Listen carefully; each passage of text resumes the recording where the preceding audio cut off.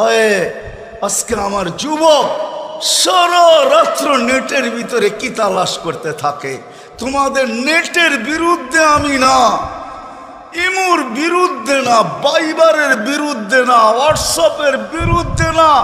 তোমার কোনোটার বিরুদ্ধে না। হয় তোমাদের এই যন্ত্রগুলা যদি সিরাতুর রসুল, আল্লাহর রসুলের আদর্শ তালাশ করার পিছনে লাগতো, মনে হয় তোমরা তালাশ করতে করতে যুবক অবস্থায় ওই যুবক হয়ে যাইতে